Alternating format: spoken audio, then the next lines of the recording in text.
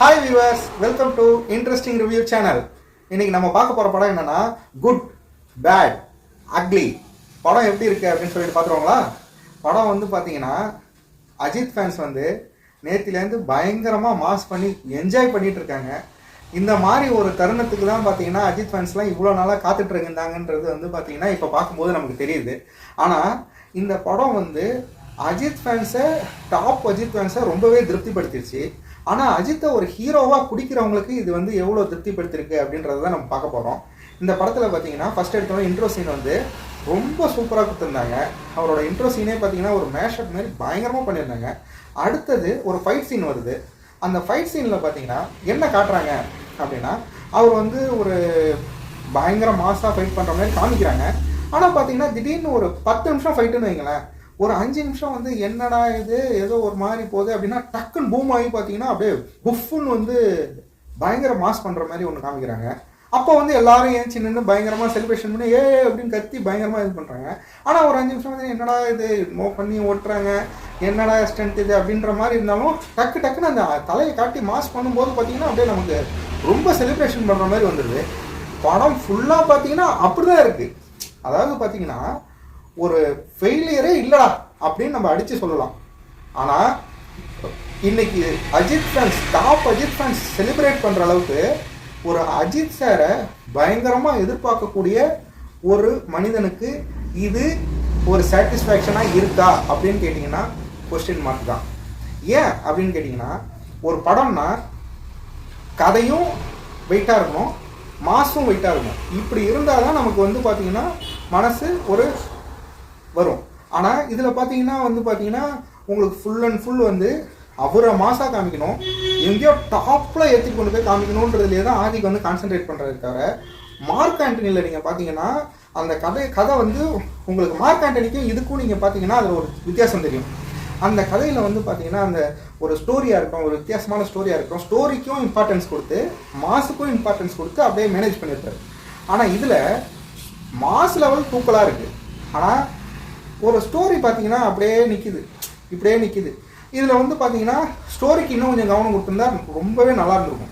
Mass பண்ணுறதுன்றது பார்த்தீங்கன்னா உங்களுக்கு வந்து ஒரு கார்ட்டூனில் வந்து பார்த்தீங்கன்னா திடீர்னு ஃபாரினில் வந்து பெரிய பெரிய சம்பவங்கள் அப்படிலாம் காட்டுறாங்க.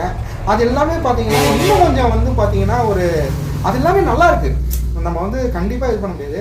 அதுக்கெல்லாம் ஒரு கண்டினியூட்டி வர்ற மாரி பார்த்தீங்கன்னா ஒரு ஸ்டோரி வெயிட்டேஜுங்க. அது வந்து நம்ம கரெக்டாக சொல்லணும்னா உண்மையாலுமே நம்ம வந்து இப்போ நம்ம அந்த படத்தை பற்றி ஒரு விமர்சனம் சொல்கிறோம். உடனே வந்து இவங்கெல்லாம் இந்த மாதிரி விமர்சனம் சொல்கிறாங்களே, இவங்களால ஒரு படம் எடுத்துட முடியுமா அப்படின்னு சொல்லிட்டு கேட்குறாங்க. நியாயம் தாங்க. படம் நல்லா இல்லைன்னே எந்த படத்தையும் நான் சொல்லிங்க. ஒரு படமும் எடுக்கிறது அவ்வளோ கஷ்டம், அவ்வளோ பேருடைய உழைப்பு. கண்டிப்பாக மக்களை மகிழ்விக்கிறதுக்காக அவ்வளோ பேர் எடுக்கிறாங்க. அதை வந்து நம்ம தப்பே சொல்ல முடியாது. ஆனால் நான் சொல்ல வர்றது என்னென்னா, அஜித் சாருங்கிற இவ்வளோ ஒரு சூப்பரான ஒரு மாஸ் ஹீரோவை வச்சு எடுக்க தமிழ் சினிமாவில் இன்னும் பக்காவான கமர்ஷியல் டைரக்டர் உருவாகணுன்றது தான் நம்மளுடைய ஆசை. இன்னும் இவர் என்னங்க எத்தனை வருஷம் இருப்பார், எத்தனை வருஷம் சினி ஃபீல்டில் இருப்பார். அந்த காலகட்டத்துக்குள்ள நம்ம வந்து எப்படியாவது பயங்கர மாஸ் பண்ணுவோம். ஏன்னா இவர் வந்து பார்த்தீங்கன்னா இப்பயே வந்து ரேஸ்க்கு போகிறேன், அவரோட பேஷனை நோக்கி அவர் நகர ஆரம்பிச்சிட்டாரு. இப்போ விஜய் சார் எப்படி அவர் நகர ஆரம்பிச்சாரோ அதே மாதிரி இவரும் நகர ஆரம்பிச்சிட்டாரு. இப்போ இன்னும் இருக்கக்கூடிய அந்த சொற்ப ஒரு காலகட்ட வாய்ப்புலேயே பார்த்தீங்கன்னா அவரை பக்காவாக பயன்படுத்தணும். எப்படியாவது வந்து ஏதோ ஒரு விஜய்க்கு வந்து ஏஆர் முருகதாஸ் பக்காவாக கொடுத்தாரு, தரணி அதுக்கு முன்னாடி பக்காவாக கொடுத்தாரு, ஒரு அட்லி வந்து ஒரு ஃபேன் பாயாக அப்படி கலக்கிட்டு போனார். இவருக்கு வந்து இப்போ குட் பேட் அக்லின்னு ஒன்று வந்திருக்கு. இது வந்து ஃபேன்ஸுக்கு பயங்கரமாக இருக்கும். இப்போ எனக்கெல்லாம் பார்க்கும்போது வந்து இன்னும் ஸ்டோரி வெயிட்டேஜும் பக்காவாக கொடுத்து இதுவும் இந்த மாதம் வந்து இன்னும் இதுவாக கொடுத்துருந்தோன்னா மாதம் இன்னொன்னா நீ என்ன எதிர்பார்க்குற, அதான் சுட்டுட்டாங்களே, அதான் கண்ணாடி போட்டு நடந்து வந்துட்டாங்களே போதாதா அப்படின்னு கேட்டிங்கன்னா இல்லை. அதில் தான் ஒரு விஷயம் இருக்குது.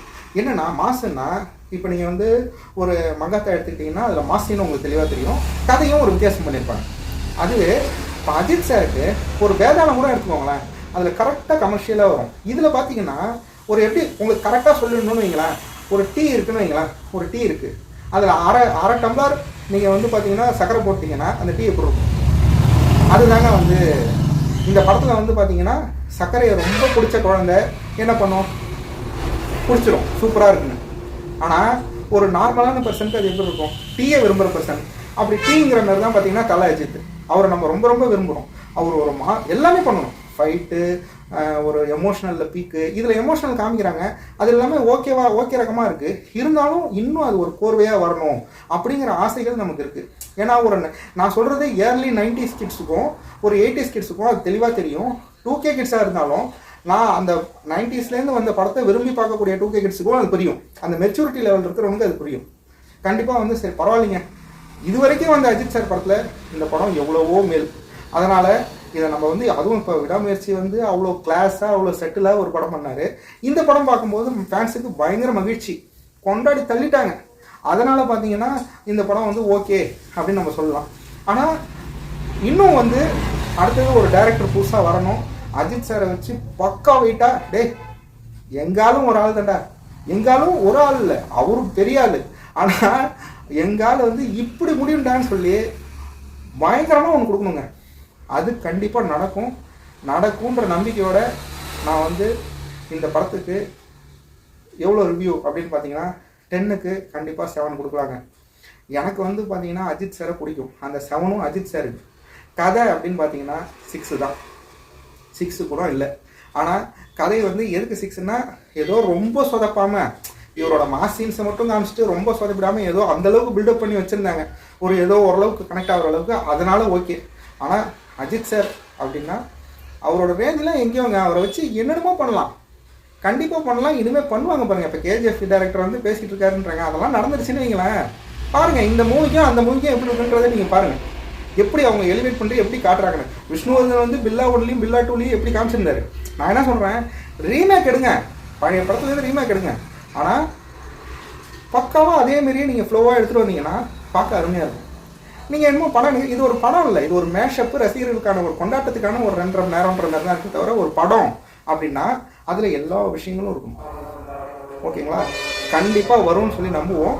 இந்த படமும் பார்த்தீங்கன்னா ரசிகர்களை திருப்திப்படுத்துகிற மாதிரி ஒரு தியேட்டர் மெட்டீரியலாக வந்திருக்கு. கண்டிப்பாக என்ஜாய் பண்ணுவோம். ஓகேங்களா, ஓகே, பாய்.